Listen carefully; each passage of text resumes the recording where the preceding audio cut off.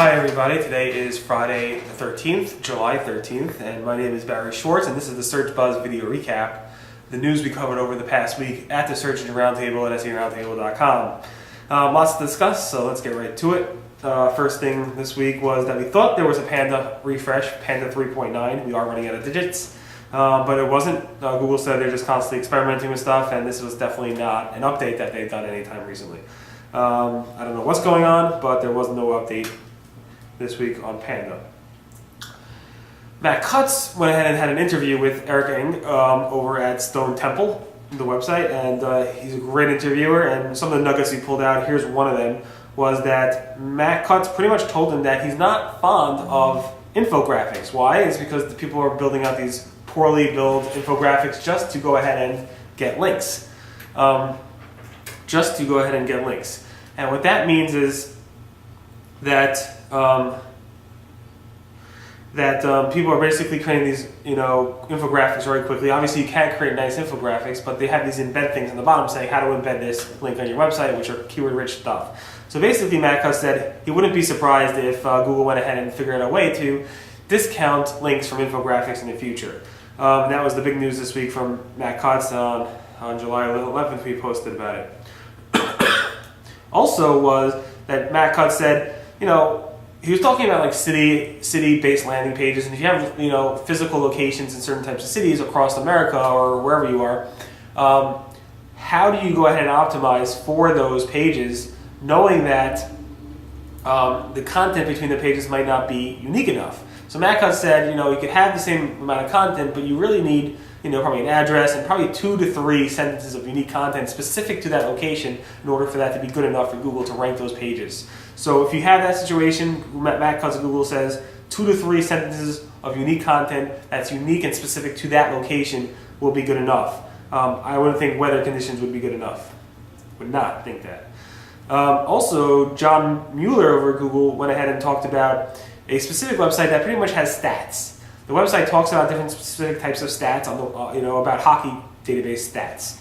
And the issue with that website is that it seemed to have got hit by Penguin on April 24th, which kind of doesn't make sense to me. But anyway, John said that stats alone are not a good thing, not good enough for Google to determine the unique value and quality value of a specific set of content. What you really want is probably article-related content around those statistics. This guy says he can't do it, blah, blah, blah. In any event, you would think that a company like Google that's all about numbers and statistics would like stats, but that's not enough for Google for it to determine that content to be unique, valuable.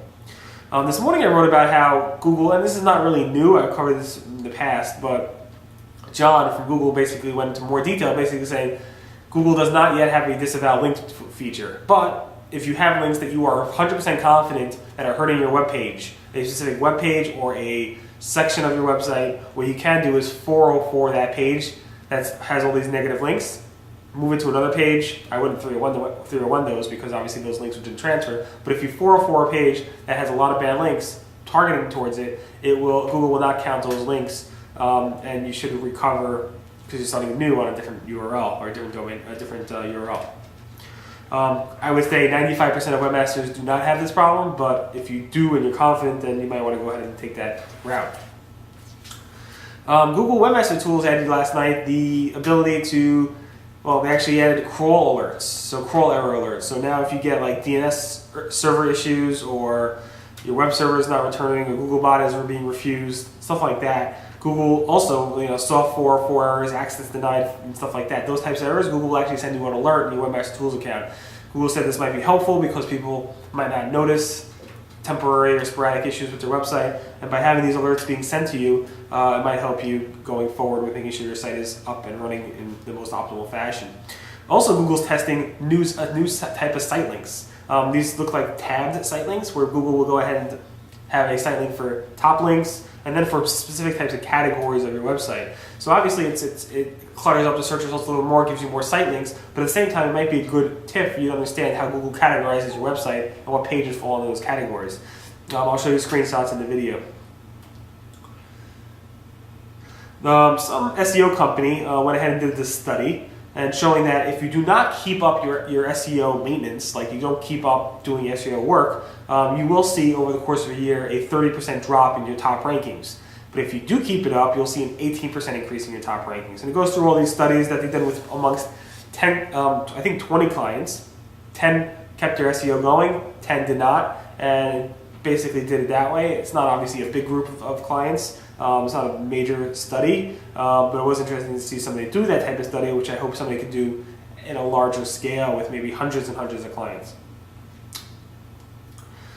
Bing, Dwayne Forrester from Bing actually went ahead and said that ranking data is good specifically for measuring SEO tactics. He said it's not really good for other purposes because you're chasing, the number one position, which is obviously not even that great because you have personalized search and stuff like that. But he's saying for spotting trends on which pages are gaining traction in critical part of SEO, is a critical part of SEO today.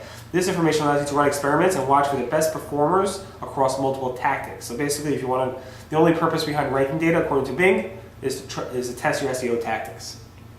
Pretty cool. They said that. I can never see Google saying something like that. Anyway, Google Plus finally came out with a data transfer tool where you can actually transfer your circles and connections from one Google account to another. I was in this Ghost account. It's a long, long story, but basically I transferred my Google Plus account to my main Google Apps account. I have some issues where my new account is not verified. My authorship is still off, even though it's been over a week since I changed my authorship URLs, and I can't still log into the Google Plus app for some reason. But I have a whole post about this morning if you want to look at it and you're in that, if you're questioning if you should go ahead and do the migration or not. Finally, there's a cool new Google Easter egg. Do a search in Google for Conway's Game of Life, and Google will show you a nice cool Easter egg where it's basically the game of life and it's based on a zero player game. It's pretty cool. It's hard to explain. Just search Google for Conway's Game of Life.